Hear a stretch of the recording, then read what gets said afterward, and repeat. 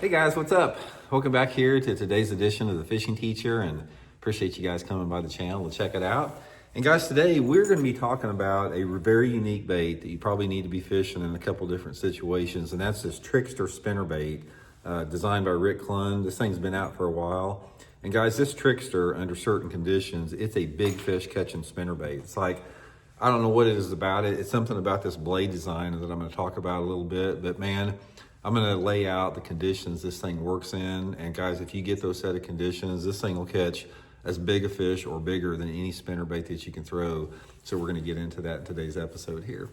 Also, guys, for get started, a couple quick things. SolarBat has got their February sale going on my SolarBat series signature glasses. 30% off during the month of February, including all of my signature series RB2s and RB3s and prescription glasses. So if you guys would like to take advantage of that sale, I'll put my SolarBat link in the description of the video, or you can get them in my Tackle Warehouse link in the video. So appreciate that. And guys, real quick, one quick reminder, tonight, time I film this video, it's February 12th. We're gonna be having my first live stream at 6:30 Central Standard Time tonight. And this is gonna be for my channel members of all my YouTube channels or my Patreon members. So if you'd like to join in, just either join as a channel member by going to my homepage of the Fishing Teacher and hitting the join button, or you can sign up as a Patreon member in the description of the video. And this is something we're gonna be doing every week moving forward, so appreciate that. Hope to see you there. Okay guys, here is the Trickster Spinnerbait. They make it now by a company called Headhunter. I'll put this in my Tackle Warehouse link in the description, the Headhunter Spinnerbait, if you guys would like to get one using my link there. But this is it, guys, Trickster Spinnerbait. It's got a little bit, aside from just the body's not really any different than any other spinnerbait. It's got the conical head on it. It does have a little bit more lead coming down the shank right here, you can see. And what this does, it allows you to have a little bit smaller head, so the head's not quite so obtrusive. This is actually a 3/4 ounce spinnerbait here, and it's got a pretty small head on it. But the really unique part of it is not only the wire bend on it, but this teardrop blade design. Now this Headhunter is the only blade that comes like this. They call it the teardrop.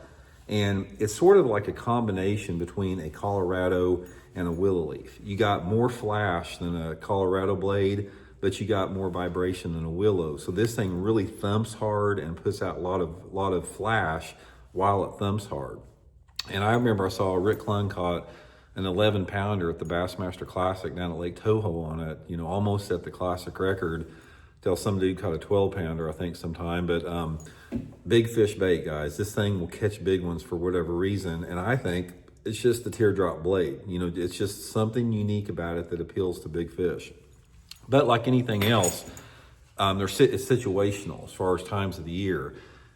I'm going to talk a little bit about that, when you need to throw the Headhunter. Now, the time, or the Trickster Headhunter is what they call it.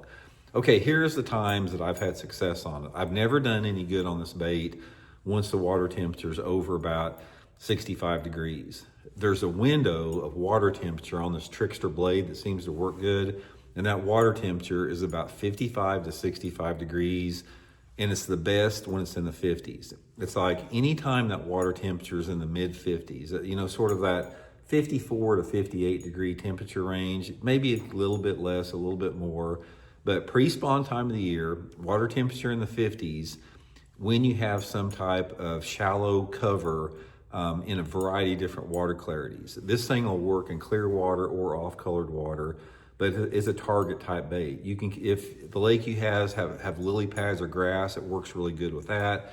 If you got, lay down trees, if you got rocky banks, whatever cover that you have, it's a good shallow water, target oriented bait. Now, the technique on this thing, it's a little bit different. I like to fish this Trickster, not waking it, but I like to keep it high in the water column. This isn't a bait that I like to slow roll. Sometimes I'll slow roll like a big willow leaf spinnerbait down deeper banks and over grass beds. The fish that I have caught on the Trickster, and everything that I know about everybody else that's caught on it, it is when you keep that bait, you're not burning it like you're waking it, but you're keeping your rod tip high and reeling it within 3 inches to no more than a foot under the water. There's something about the way the blade vibrates and flashes. Those fish really like to come up on this bait. So it's a shallow water, upper water column type lure. So what I like to do with it, it doesn't matter what type of cover I'm fishing, whatever cover is available in the lake, I'll just throw it out there. I usually use it on that Mega Bass 7.2 medium heavy, 20-pound test Seaguar and Vizix fluorocarbon line.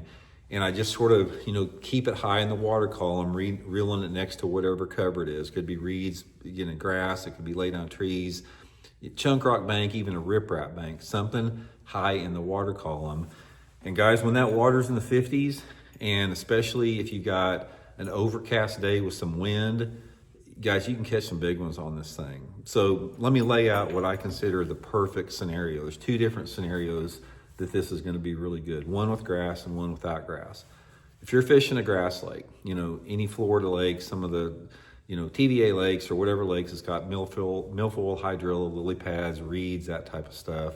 Just try to fish it in and around that grass, just above the surface of the grass, on the grass edges. Same deal, keep it about that far into the water. And if you're fishing it on a traditional type of lake like most of us do, again, it's whatever cover you have available. It could be a riprap bank, it could be a chunk rock channel bank, there could be some stumps or lay down trees in the water. There might be some pipes or 55-gallon drums laying in the water. There could be a boat dock. You can run it down the side of a boat dock. Whatever cover that you have. And I want, as far as the best scenario for this thing, I want to have about probably 12 to 15 inches of visibility in that range. Something about water visibility about like this. Water temperature in the mid-50s. I want a warm southerly airflow or southerly, southwest, westerly, stable or falling barometric pressure, and some overcast. So here's where I would rip them on this thing. Let's say, for example, I'm going up at Lake of the Ozarks or Grand Lake, or if I was going to, any of the Tennessee lakes, anything like that. If I went out there and it was like late March, early April, put my boat in the water and it's 55, 56 degree water, and I've got a cloudy day, hopefully a little bit of misty rain, the wind's blowing 10 or 15 miles an hour, water visibility, again, about a foot and a half, I'm gonna catch some big fish on this thing, there's no doubt. Just try it, guys, get a few. Like I said, I'll put them in my tackle warehouse link in the description. You guys hear me talking a lot about fishing big spinner baits in the pre-spawn time of the year. This is one of the ones I fish. There's 3 spinner baits that I fish from late February into April, and it's a big 3/4 ounce willow leaf, number 6 or number 7, 3/4 ounce Colorado with a blig number 6 or number 7, and the Trickster right here. Comes in a wide variety of colors. Another thing about the Trickster, guys, you'll always do better with some type of a trailer on it. I always have a trailer on it for some reason, but just wanted to clue that in on you guys. If you've never heard of it, good way to catch some big fish. So anyway, hope it helps you all out. We'll talk later.